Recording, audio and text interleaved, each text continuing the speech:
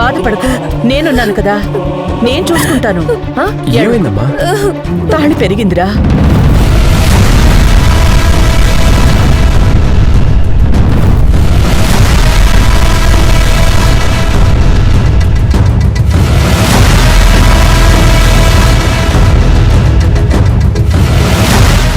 నాకు అర్థం కాలేదమ్మా. తాళి పెరగడం అంటే తాళి తెగడం అని అర్థం, కానీ అలా అంటే అపశకునం కాబట్టి పెరిగింది అంటారు. అత్తయ్య గారు, నేనేదో తప్పు చేశాను, అందుకే ఇలా జరిగింది.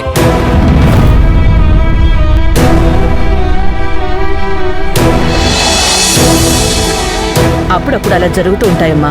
అంత మాత్రాన ఏదో అయ్యిందని ఇలా ఏడుస్తూ కూర్చుంటే ఎలా?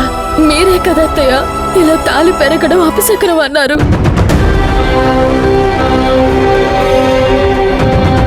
సినిమాల్లో చూపించినట్టుగా ఆయనకేమైనా జరుగుతుందా అత్తయ్య?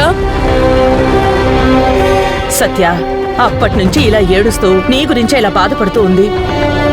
ఎక్కడ నువ్వు తనకి దూరం అవుతావునని ఒకటే ఏడుపు.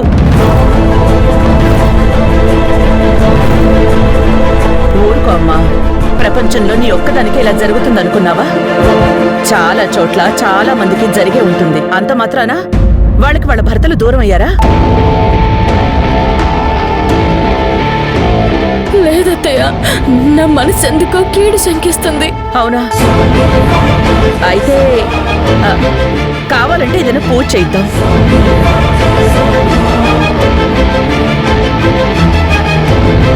అలా చేస్తే జరగబోయే అనార్థాన్ని ఆపచ్చు అత్తయ్య. అందుకేగా ఉన్నది పురాణాలు, వ్యవహారాలు, మన ఆచారాలు. పంతులు గారిని పిలిపించడుగుదాం, ఏదో ఒకదారి చూపించకపోరు.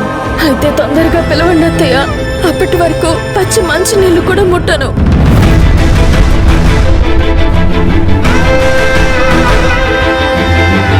అలా ఏడవకమ్మా, నేను ఇప్పుడే పంతులు గారితో మాట్లాడతాను.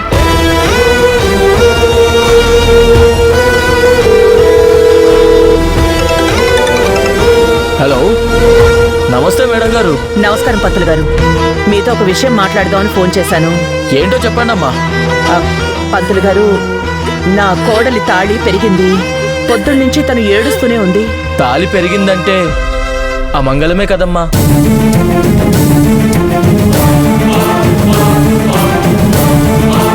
మీరేదైనా పరిహార మార్గం చెప్తారని ఫోన్ చేశాను. అయ్యో, ఎందుకు చెప్పనమ్మా, నేనున్నది అందుకేగా.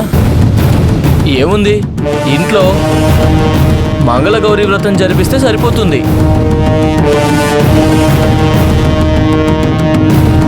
ఆ మంగళం కాస్త మంగళంగా మారి మీ కోడలు నిత్య సుమంగళిగా వర్ధిల్లుతుంది. అవునా పంతులు గారు?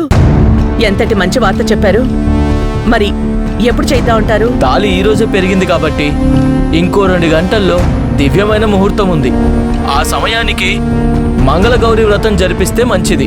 అలాగే పంతులు గారు, పూజకి సంబంధించిన సామాగ్రి మొత్తం ఏర్పాట్లు చేయిస్తాను. కాస్త మీరు త్వరగా వచ్చేయండి. సరేనమ్మా, నేను వస్తున్నాను. అమ్మకు సిరి విషయం ఎలాగైనా చెప్పాలి, కానీ ఈ సమయంలో ఎలా?